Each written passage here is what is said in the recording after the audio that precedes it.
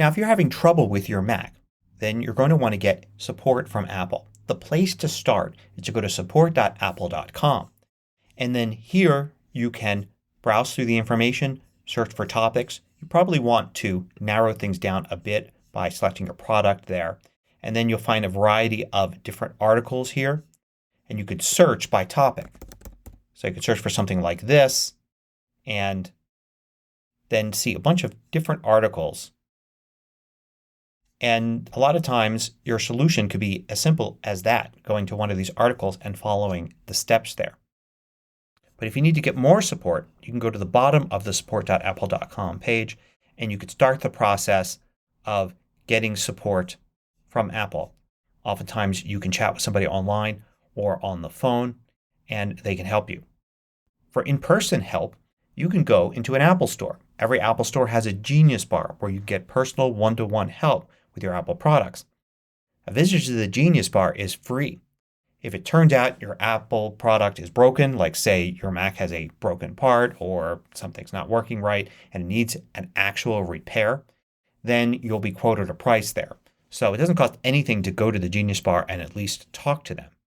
And you can go to this site here and start the process of making an appointment.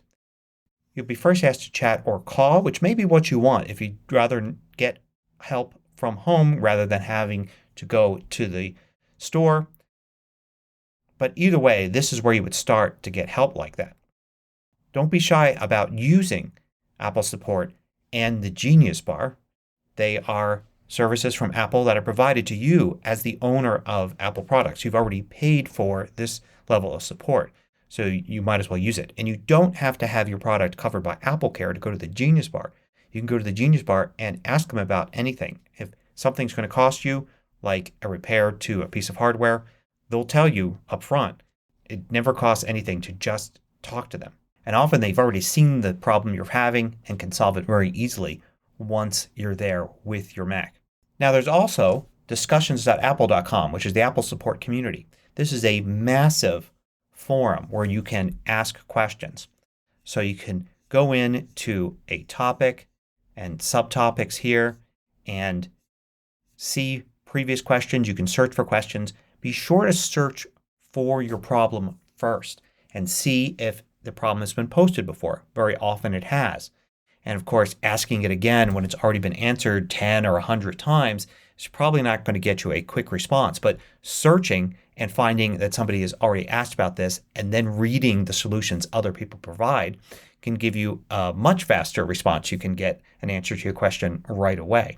And finally, there are local user groups all over the world. If you think you live in an area where there isn't an Apple user group, well, you're probably wrong because Apple user groups exist in cities and towns all over the world. There are thousands of them, and many user groups are actually worldwide now with regular meetings that take place online that you can attend and help sessions that you can attend online. All sorts of great resources and ways to meet other people. So check out this site here, which is a good place to start to find a group near you. And not all Apple user groups are listed here, so you may just want to do a general search for Apple user groups with the name of your location. Joining a user group and attending meetings is not only a great way to have other people look at your Mac and perhaps help you with issues, but you can learn new things directly one-on-one from other users.